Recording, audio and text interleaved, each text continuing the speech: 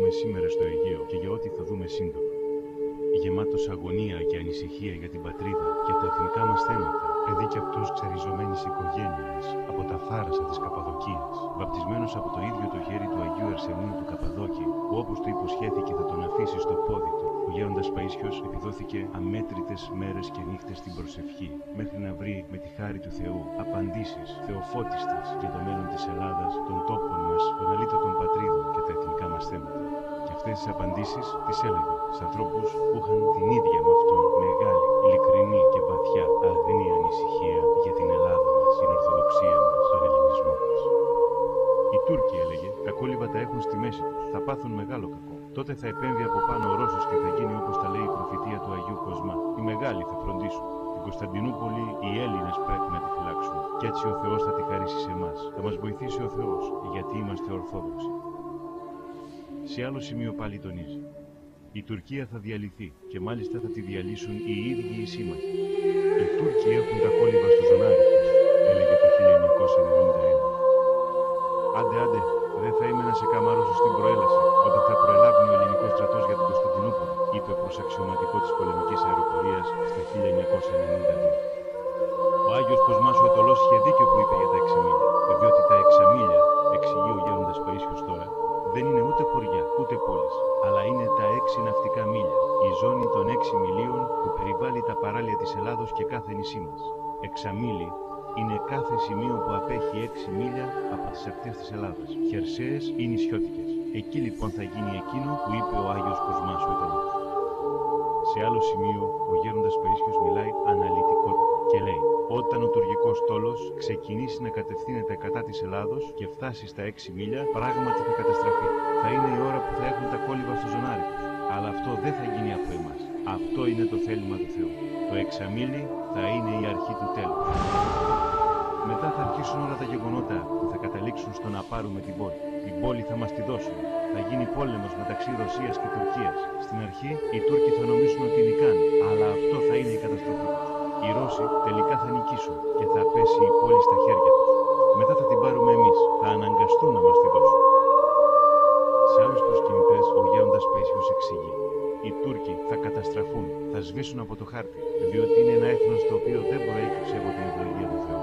Από τους Τούρκους το 1/3 θα πάει από όπου ξεκίνησαν, στα βάθη της Τουρκίας. Το 1/3 θα σωθεί, διότι θα έχει εκχριστιανιστεί, και το τελευταίο 1/3 θα σκοτωθεί στον πόλεμο αυτόν. Η Τουρκία, εξηγούσε, θα διαμελιστεί σε 3-4 κομμάτια. Ήδη έχει αρχίσει η αντίστροφη μέτρηση. Εμείς θα πάρουμε τα δικά μας εδάφη, οι Αρμένοι τα δικά τους και οι Κούρδοι τα δικά τους. Το κουρδικό θέμα έχει ήδη δρομολογηθεί. Αυτά θα γίνουν όχι τώρα, αλλά σύντομα, όταν θα πάψει αυτή η γενιά που κυβερνάει την Τουρκία και θα αναλάβει η νέα γενιά πολιτικών. Τότε θα γίνει ο διαμελισμός της Τουρκίας. Πολύ σύντομα, οι προσευχές που γίνονται κάτω από την επιφάνεια της γης θα γίνονται πάνω στη γη και τα κεράκια που ανάβονται κάτω θα ανάβονται πάνω. Πίστη και ελπίδα στο Θεό να υπάρχει και θα χαρούν πολύ. Όλα αυτά θα γίνουν μέσα στα χρόνια αυτά. Έφτασε ο καιρός. Σε άλλο σημείο πάλι εξηγούσε: οι Εγγλέζοι και οι Αμερικάνοι θα μας παραχωρήσουν την Κωνσταντινούπολη. Όχι γιατί μας αγαπάνε, αλλά γιατί αυτό θα συμπλέει με τα συμφέροντά τους. Οι Τούρκοι θα κάνουν μόνο μια πρόκληση στην Ελλάδα που θα έχει σχέση με την Αιγιαλίτιδα ζώνη και θα μας πιάσει πείνα, θα πεινάσει η Ελλάδα. Και επειδή θα κρατήσει αυτή η μπόρα κάποιο διάστημα, μήνες θα είναι, θα πούμε το ψωμί ψωμάκι. Και άλλη φορά έλεγε πάλι: να έχετε ένα κτηματάκι και λίγο να το καλλιεργείτε. Κοντά σε εσάς θα βοηθήσετε και κάποιον που δεν θα έχει. Σε άλλον εξηγούσε: όταν ακούσεις στην τηλεόραση να γίνεται θέμα για τα μίλια, για την επέκταση των μιλίων της Αιγιαλίτιδας ζώνης από 6-12 μίλια, τότε από πίσω έρχεται ο πόλεμος. Ακολουθεί: μετά την πρόκληση των Τούρκων θα κατεβούν οι Ρώσοι στα στενά, όχι για να βοηθήσουν εμάς. Αυτοί θα έχουν άλλα συμφέροντα. Αλλά χωρίς να το θέλουν, θα βοηθάνε εμάς. Τότε οι Τούρκοι, για να υπερασπιστούν τα στενά, που είναι στρατηγικής σημασίας, θα συγκεντρώσουν εκεί και άλλα στρατεύματα. Παράλληλα δε θα αποσύρουν δυνάμεις από καταληφθέντα εδάφη. Όμως θα δουν τότε τα άλλα κράτη της Ευρώπης, συγκεκριμένα η Αγγλία, η Γαλλία, η Ιταλία και άλλα 6-7 κράτη της ΕΟΚ, ότι η Ρωσία θα αρπάξει μέρη. Οπότε θα πούν: δεν πάμε κι εμείς εκεί πέρα, μήπως πάρουμε κανένα κομμάτι? Όλοι όμως θα κυνηγούν τη μερίδα του λέοντος. Έτσι θα μπουν και οι Ευρωπαίοι στον πόλεμο. Θα βγάλει η ελληνική κυβέρνηση απόφαση να μην στείλει στρατό. Θα κρατήσει στρατό μόνο στα σύνορα. Και θα είναι μεγάλη ευλογία που δεν θα πάρει μέρος. Γιατί όποιος πάρει μέρος σε αυτόν τον πόλεμο, τον ευρωπαϊκό, κάθεται. Οι Τούρκοι θα μας χτυπήσουν, εξηγούσε σε άλλον προσκυνητή, αλλά η Ελλάδα δεν θα περνάει.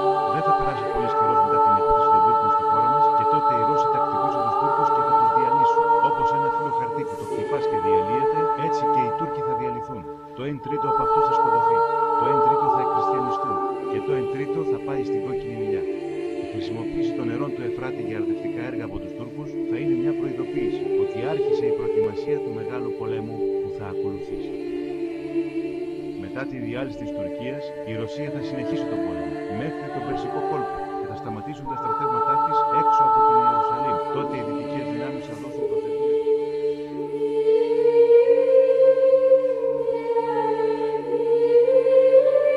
Για να αποστείλουν από τα μέρη αυτά τα στρατεύματά τους. Δηλαδή 6 μήνες. Η Ρωσία όμως δεν θα αποσύρει τις δυνάμεις της. Και τότε οι δυτικές δυνάμεις θα αρχίσουν να συγκεντρώνουν στρατεύματα για να επιτεθούν στους Ρώσους. Ο πόλεμος που θα ξεσπάσει θα είναι παγκόσμιος και θα έχει ως συνέπεια να χάσουν οι Ρώσοι. Θα ακολουθήσει μεγάλη σφαγή. Οι μεγαλοπόλεις θα γίνουν παραγκοπόλεις. Εμείς οι Έλληνες δεν θα συμμετάσχουμε στον παγκόσμιο πόλεμο. Η διοίκηση της πόλης από εμάς θα είναι και στρατιωτική και πολιτική, έλεγε το 1991. Εσύ, είπε σε νεαρό φοιτητή του Πολυτεχνείου Ξάνθης, σαν πολιτικός μηχανικός θα συμβάλλει στην ανοικοδόμηση της πόλης, γιατί η πόλη θα ανοικοδομηθεί από την αρχή. Έλεγε ο γέροντας Πρίσιος. Δεν ήθελα τίποτα άλλο. Να με κρατούσε ο Θεός ακόμα λίγα χρόνια στη ζωή, για να έβλεπα την πατρίδα που μεγαλωμένη, θα μεγαλώσει. Η Τουρκία.